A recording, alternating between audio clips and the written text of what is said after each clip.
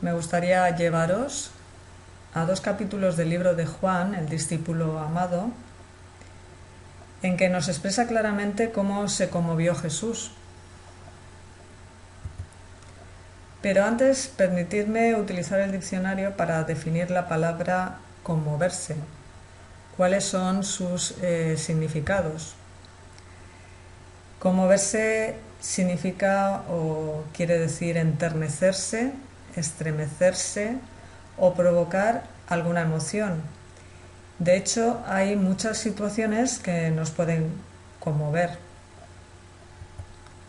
Por un lado, hay situaciones que nos conmueven de forma empática y la emoción que provoca en nosotros es positiva, como situaciones en las que se expresan en estas imágenes donde vemos familiares en el funeral de una persona, el sufrimiento o la enfermedad en países del tercer mundo, reacciones de interés de las personas ante el Evangelio o incluso palabras o muestras de cariño por parte de los demás.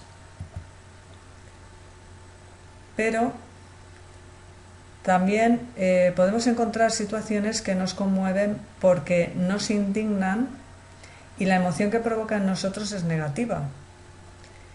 La muerte de un ser querido, la enfermedad complicada y larga, una injusticia o la crítica, murmuración y calumnia. Como os he comentado al principio, hay varias ocasiones en el libro de Juan en las que Jesús se conmovió. Vamos a recordarlas. El primer caso lo encontramos en el capítulo 11 y aquí Jesús llega a Betania. Lázaro hacía 4 días que había muerto y primero se encuentra con Marta y hablan de la resurrección. Y en la segunda situación o escena que se nos presenta en este capítulo aparece María.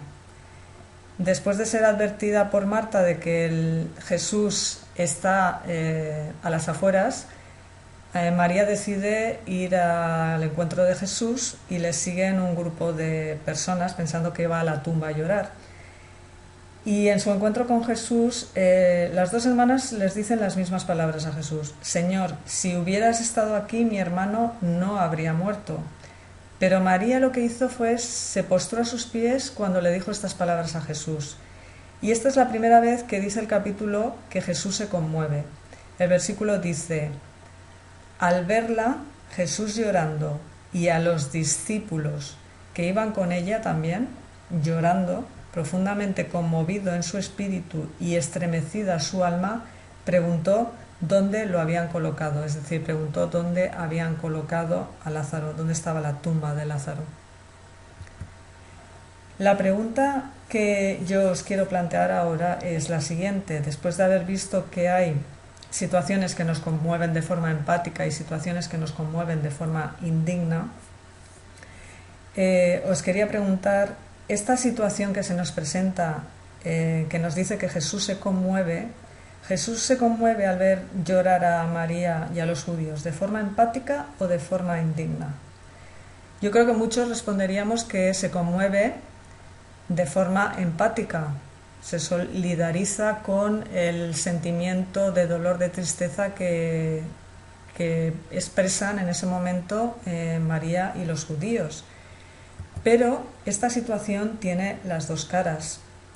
¿Por qué? Porque por un lado Jesús muestra empatía y se conmueve por María porque está llorando por la muerte de su hermano Lázaro y Jesús se conmueve por su dolor, pero por el otro lado se conmueve porque se indigna con algunos de los judíos que están allí llorando porque Jesús sabe que los que ahora están llorando por la muerte de Lázaro luego son los que van a maquinar la forma de matar a Jesús y matar a Lázaro porque da testimonio de la divinidad de Jesús.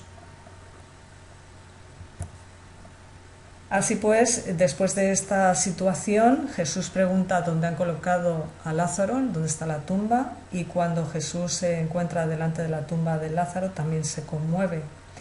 Jesús se conmueve por la muerte de Lázaro y el dolor de sus familiares en el capítulo 11.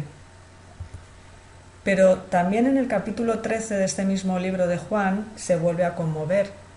Esto sucede después de lavar los pies a sus discípulos en la Santa Cena y de estar hablando con ellos acerca de la limpieza y de la humildad.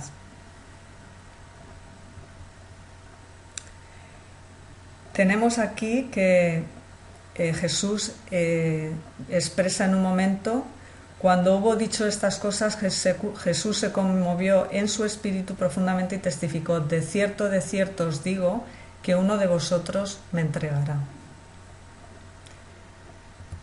Jesús está hablando de Judas, pero yo humanamente no entiendo esto. Yo puedo conmoverme empáticamente por un amigo que muere, por sus familiares que sufren, pero por uno que me critica, que murmura contra mí constantemente y que sé que me va a traicionar, yo no puedo conmoverme empáticamente. Sí que puedo conmoverme, pero indignamente, pero no empáticamente.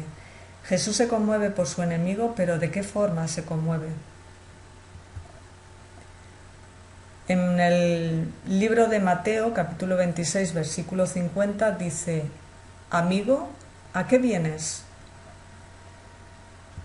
Y por otro lado, en el libro de los Salmos, en el capítulo 41, versículo 9, nos dice: aún el hombre amigo mío, en quien yo confiaba y comía de mi pan, en quien yo tanto confiaba, me ha traicionado. Jesús se conmueve por Judas porque se iba a perder para siempre, porque no respondía a su llamado. El amor de Jesús no ama hasta que el otro haga algo que no me gusta o no está de acuerdo con lo que yo pienso. El amor de Jesús ama a pesar de que el otro hace o dice. El amor de Jesús es hasta el final, como nos dice en el libro de Juan, en el capítulo 13, versículo 1.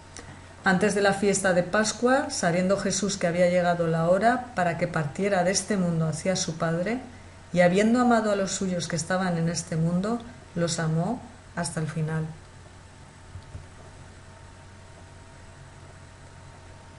Y el amor de Jesús es hasta el final, como hemos dicho, y después de que Satanás entra en Judas, les da un mandamiento nuevo a los demás discípulos: amaos los unos a los otros como yo os he amado. Esto es lo que al mundo conmueve empáticamente, el amor.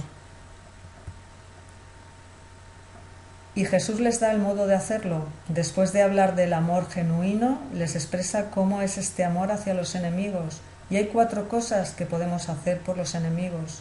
Hay que amarlos, hay que bendecirlos, hay que hacerles bien y hay que orar por ellos, como dice en el libro de Mateo, capítulo 5, versículos 43 y 44. Pero es que el amor de Dios me sigue conmoviendo porque hasta el final sigue tratando a sus enemigos como amigos. Y en el libro de Zacarías, en el capítulo 13, versículo 6, dice estas palabras: ¿qué son esas heridas que tienes en tus manos? Estas heridas son con las que fui herido en la casa de mis amigos. Y el amor de Dios me conmueve tanto que le pido que ponga en mí su amor y quite el mío. Yo quiero en mí su amor, este amor que todo lo sufre, que todo lo cree, que todo lo espera, que todo lo soporta. Yo quiero en mí, Señor, este amor que nunca deja de ser y que a pesar de que el otro murmure, me critique o me traicione, yo siga considerándolo como un amigo.